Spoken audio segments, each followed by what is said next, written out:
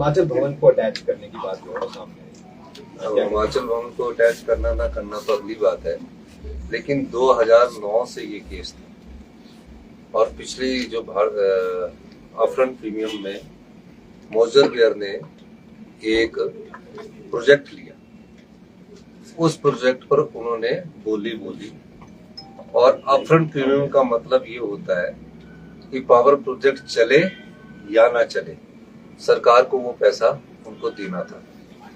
तो उस upfront premium में जो हमारे उस समय की ऊर्जा नीति थी 2009 में, क्योंकि मैं विधायक भी था, उस ऊर्जा नीति बनाने में मेरी भी थोड़ी भूमिका थी, तो मुझे इसलिए उसकी ज्यादा जानकारी है। उसमें हमने रिजर्व प्राइस रखा 10 लाख रुपया पर मेगावाट। 10 लाख पर बोलनी थी जो उसमें कॉम्पिटिटिव बिडिंग के द्वारा बोली जानी थी, तो उसमें 10 लाख मेगावाट से ज्यादा बोलकर मोजर बियर को ये पावर प्रोजेक्ट अलॉट हो गया। मोजर बियर ने कभी ये इस प्रोजेक्ट को शुरू नहीं किया और फिर उसके बाद भारतीय जनता पार्टी ने इसमें कोई गौर नहीं किया। जयराम ठाकुर जी जो कहते हैं ना, उनसे पूछा जाना चाहिए कि 5 साल आपने इस प्रदेश की अर्थव्यवस्था का बेड़ा गर्क करने में कोई कसर नहीं छोड़ी है। तो उसके बाद आर्बिट्रेशन में गए और मुझे आर्बिट्रेशन में ये कहना है कि आर्बिट्रेशन में सरकार के केसेस जीते नहीं है। अब 64 करोड़ हिमाचल प्रदेश के लिए कोई बड़ी बात थोड़ी है, लेकिन हम लीगल पहलू पर लड़ रहे हैं। हमने इसी महीने 2 पे दी, 3000 करोड़ रुपया अपने सरकारी कर्मचारी अधिकारियों को बांटा, तो 64 करोड़ जमा कराने में हमें कोई दिक्कत नहीं है। लेकिन जुडिशरी को भी देखना चाहिए था कि मैं ये बात कहना चाहूंगा कि थोड़ा सा इन चीजों का ध्यान रखा जाए कि हमें किस नियम और रूल्स के तहत वो इस प्रकार के जो फैसले हैं वो कर रहे हैं।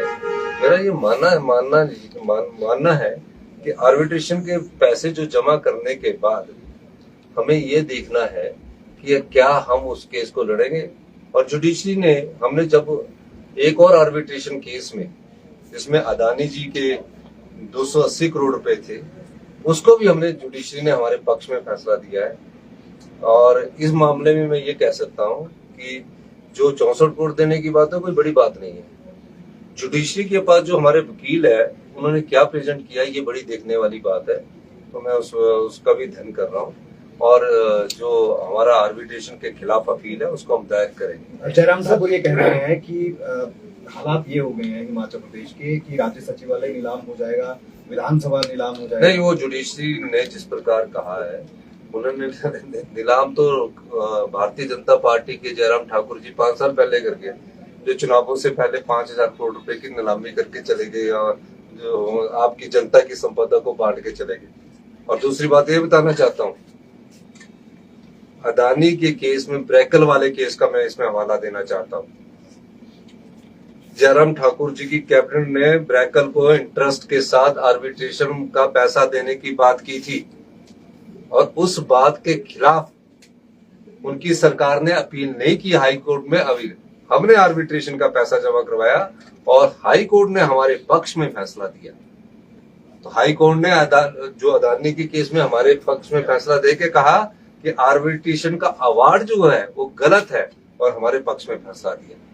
उनसे तो ये पूछा जाना चाहिए था कि आपने सरकार की 280 करोड़ की संपदा को क्यों लुटाने की बात कही थी। और जो ये कह रहे हैं इस प्रकार की स्टेटमेंट है, कभी ये कहना कि ये नीलाम हो जाएगा, ये कहना, ये राजनीतिक स्टेटमेंट है। और ये इस फैसले को हम पुनः विचार करेंगे और मेरा मानना है कि हम इस सब दृष्टिकोण से आगे देखेंगे। और मेरा मानना है कि जिस प्रकार वकील ने जज साहब के सामने क्या किस प्रकार के तथ्य प्रस्तुत किए उसको भी हम देखेंगे।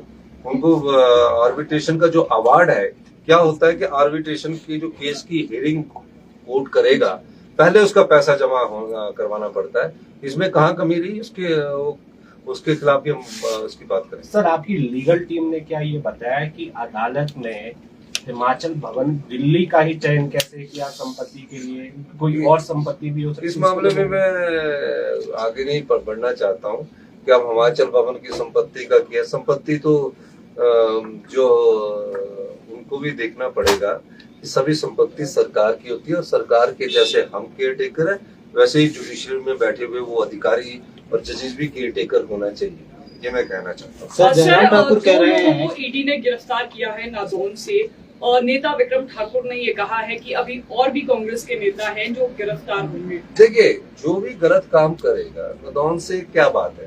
नादौन क्योंकि मुख्यमंत्री का जिला है, और मुख्यमंत्री के जिले के से कोई अगर अरेस्ट होता है तो उसका ये मतलब नहीं है कि जो भी गलत काम करता है वो उसमें अभी कोर्ट में फैसला देगा ना। अब कई बार ईडी का इस्तेमाल तो ऐसे किया जा रहा है, जो बेचारा गिरफ्तार किया गया है वो नादौन से है, और उसको क्यों गिरफ्तार किया गया ये देखने की बात है, और उसमें अभी कोर्ट फैसला देगा। तो इसलिए मेरा ये मानना है कि इस प्रकार की बयानबाजी ना तो विक्रम ठाकुर जी को करनी चाहिए, वो इंडस्ट्री मिनिस्टर रहे हैं और उनको समझना चाहिए।